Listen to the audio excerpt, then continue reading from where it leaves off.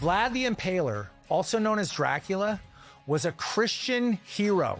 Romania still teaches their children this. They honor him as a defender of their nation and their faith. You weren't taught that. You were taught that he was a monster, a psychopath who impaled people for sport. And there's a reason they told you that story instead of the real one, because the real story exposes something they don't want you to see. The difference between a Christian prince who waged war on soldiers and an Islamic empire that waged war on women and children.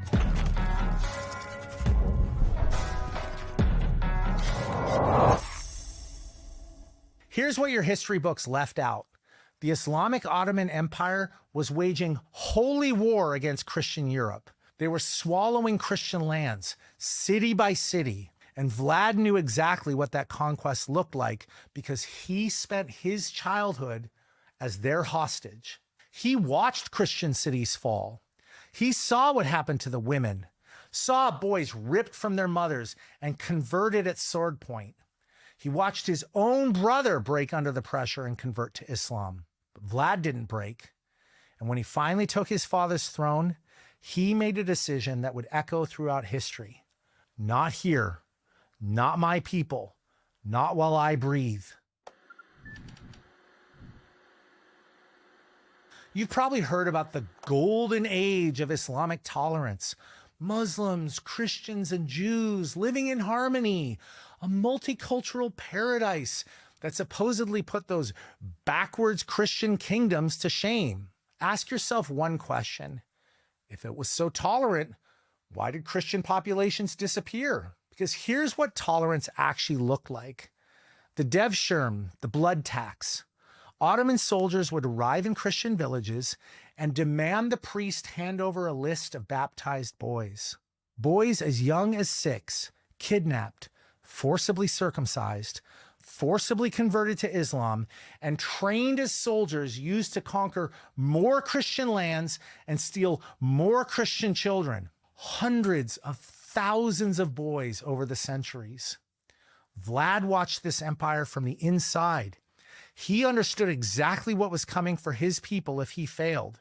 So when the Ottomans sent envoys demanding tribute, gold, and boys for the devshirm, Vlad didn't negotiate. He impaled the envoys.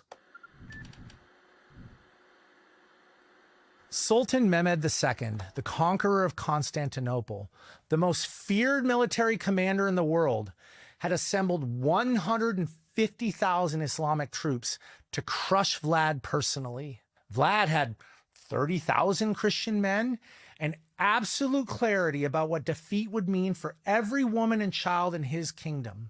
Outnumbered 5-1, he knew he couldn't meet them in open battle. So he made his entire country a nightmare to invade.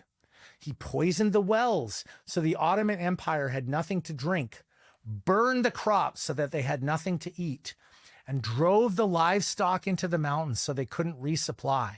Then came the night raids. Vlad's men striking after dark, slaughtering soldiers in their sleep, and vanishing before dawn. Then Mehmed's army reached Targovist and saw exactly what was waiting for them. 20,000 Ottoman soldiers impaled on stakes, stretched out for miles like a forest of the dead. The stench alone stopped the advance. Now pay attention because this is crucial for context. Vlad's cruelty was aimed at soldiers. Ottoman cruelty was aimed at civilians. The men on those stakes were combatants, soldiers who had participated in the rape, enslavement, and slaughter of Christian women and children.